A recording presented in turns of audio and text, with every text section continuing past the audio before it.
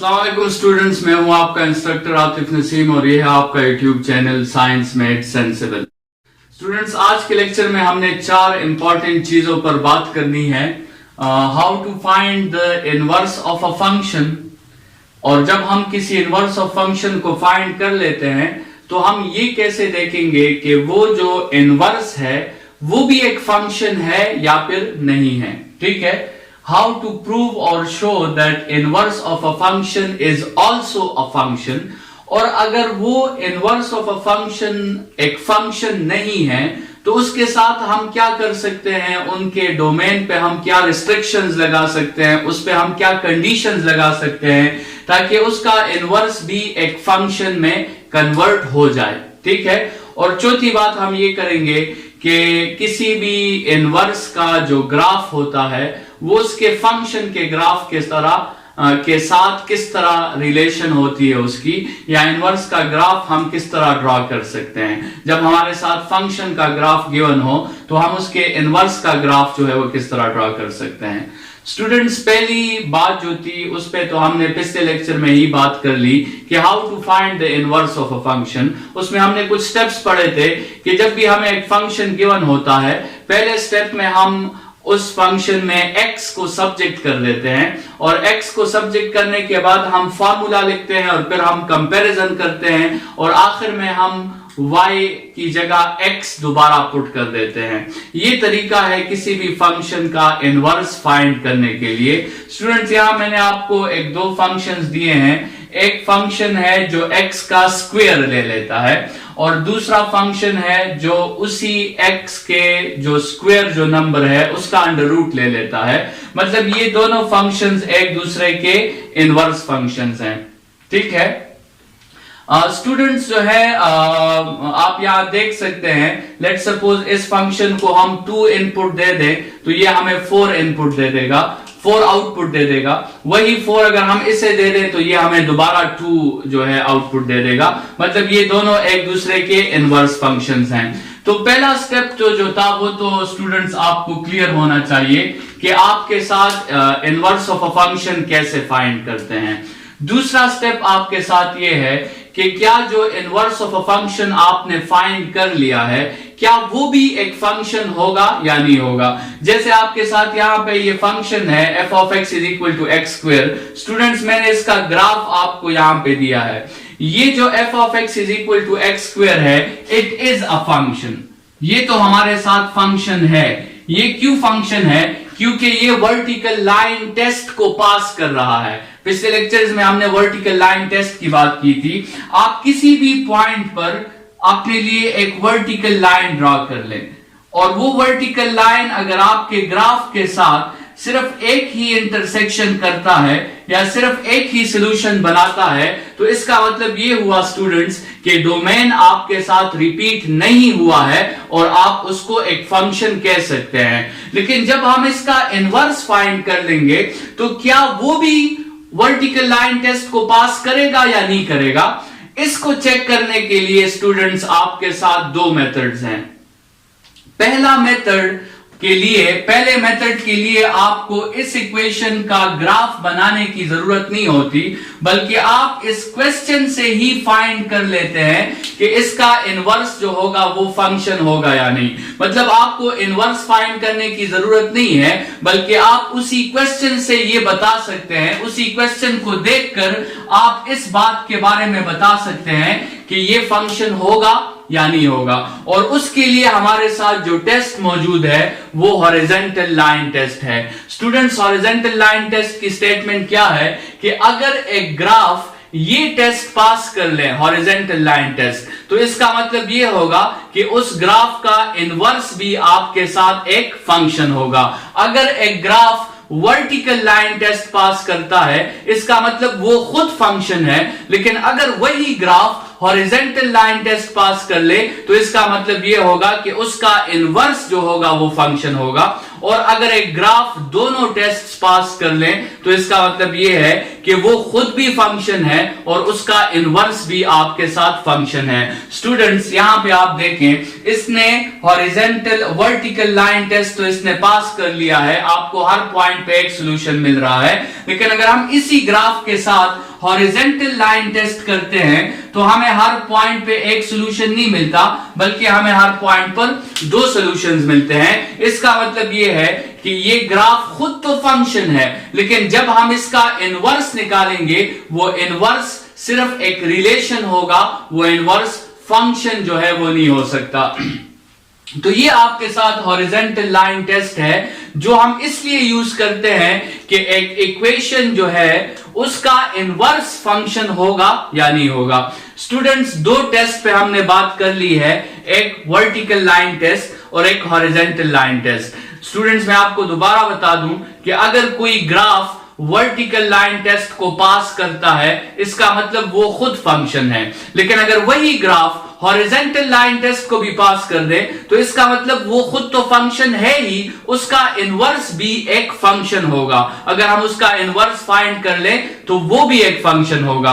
ये तो स्टूडेंट्स पहला तरीका है किसी भी ग्राफ के इनवर्स को चेक करने के लिए कि वो फंक्शन है या नहीं। लेकिन इस मेथड के लिए आपने अपने क्वेश्चन की ग्राफिकल एनालिसिस करनी होगी, आपने अपने क्वेश्चन को ग्राफ में कन्वर्ट करना होगा और फिर आपने देखना होगा कि वो ग्राफ हॉरिजेंटल लाइन टेस्ट को पास करता है या नहीं करता।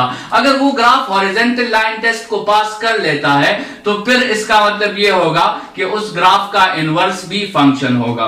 ये तो एक मेथड है किसी ग्राफ के इनवर्स को चेक करने के लिए कि वो फंक्शन है या नहीं। दूसरा मेथड ये है कि फिर आप उस इक्वेशन का इनवर्स फाइंड कर लो और उस इनवर्स का ग्राफ बनाकर उस पे आप वर्टिकल लाइन टेस्ट जो है वो अप्लाई करो। लेट्स सपोज अगर इसका हम इनवर्स ग्राफ बनाएं और फर्ज करें वो ग्राफ आपके साथ इस तरह आ जाए। हमने इसका ग्राफ बनाया, सबसे पहले हमने इसका इनवर्स फाइंड किया, फिर हमने उसका ग्राफ बनाया और फिर हमने उस पे वर्टिकल लाइन टेस्ट चेक किया। वर्टिकल लाइन टेस्ट इस ग्राफ ने फेल कर दिया, इसका मतलब ये जो आपके साथ इनवर्स है ये एक फंक्शन नहीं है, ये एक रिलेशन है, सिंपल। ठीक है, तो दो मेथड्स हैं, आप दोनों में कोई एक भी अप्लाई कर सकते हैं।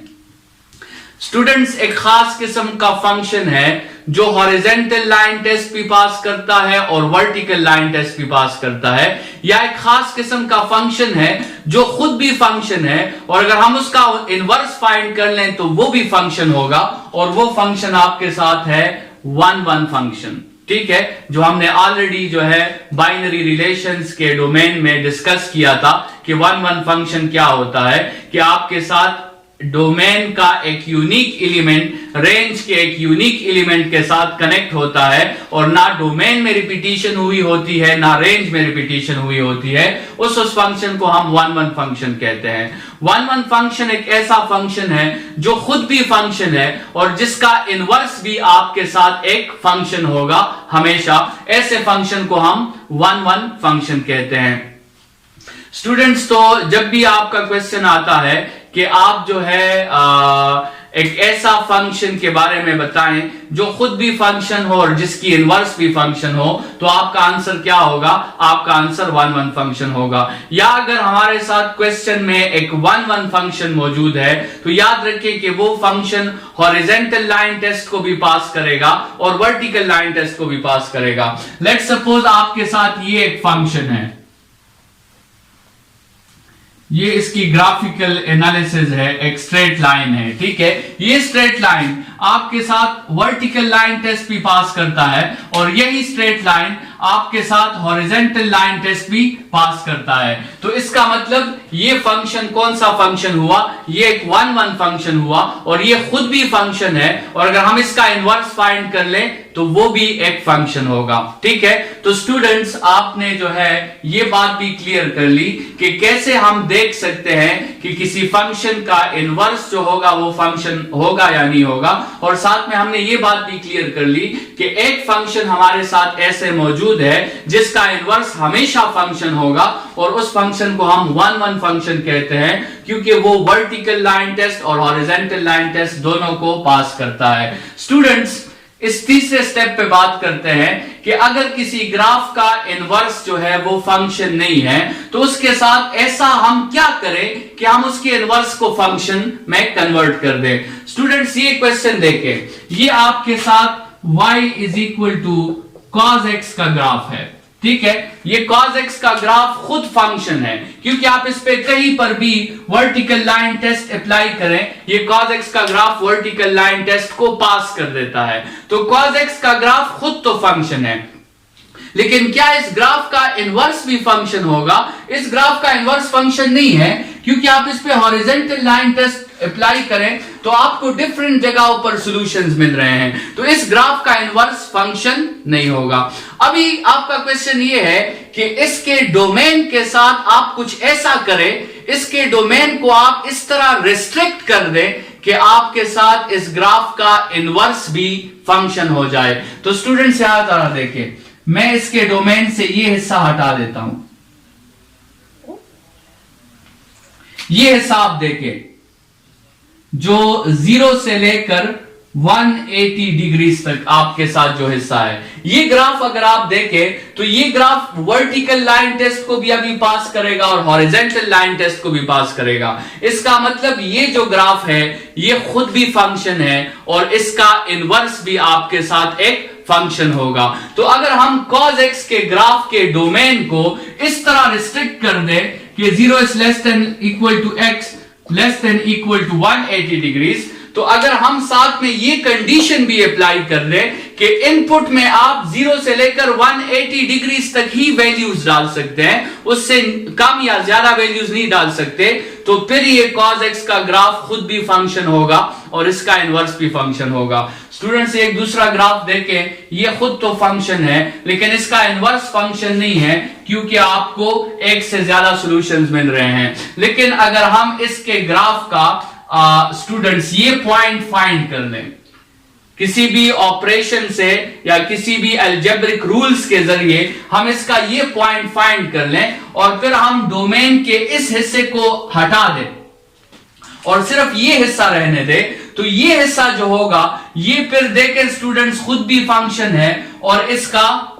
इनवर्स भी फंक्शन है क्योंकि ये हॉरिजॉन्टल लाइन टेस्ट को भी पास कर रहा है और वर्टिकल लाइन टेस्ट को भी पास कर रहा है। तो स्टूडेंट्स, याद रखिए कि कुछ फंक्शंस इस तरह होते हैं जिनके इनवर्सेस वो फंक्शंस नहीं होते, लेकिन उनके डोमेन्स में हम कुछ रिस्ट्रिक्शंस डाल देते हैं, कुछ कंडीशंस डाल देते हैं जिसके हेल्प से उनके इनवर्सेस भी फंक्शंस हो जाते हैं। मतलब इसका ये है कि हम एक फंक्शन के डोमेन को इस तरह रिस्ट्रिक्ट कर देते हैं कि वो फंक्शन असल में क्या हो जाता है, वो फंक्शन असल में 1-1 फंक्शन हो जाता है ताकि वो खुद भी फंक्शन हो और उसका इनवर्स भी फंक्शन हो। देखिए, ये जो cos x का पूरा ग्राफ हमने बनाया था ये 1-1 फंक्शन नहीं था क्योंकि वो खुद तो फंक्शन था लेकिन उसका इनवर्स जो था वो फंक्शन नहीं था, लेकिन उसके डोमेन को इस रिस्ट्रिक्शन के साथ जब हमने ड्रॉ किया तो ये जो ग्राफ बना है ये अभी 1-1 फंक्शन का ग्राफ है, ये खुद भी फंक्शन है और इसका इनवर्स भी आपके साथ फंक्शन होगा। स्टूडेंट्स, ये लेक्चर मेरे लिहाज से तो आपके लिए ग्रैप्स करना ये जरा मुश्किल होगा, लेकिन आप इसको जो है थोड़ी सी लॉजिकल अंदाज में देखें तो ये बातें जो है बहुत इंपॉर्टेंट है और आपको आसानी से समझ आ सकती हैं। इस लेक्चर के लिए इतना ही, नेक्स्ट लेक्चर में दोबारा मिलते हैं। Thank you students.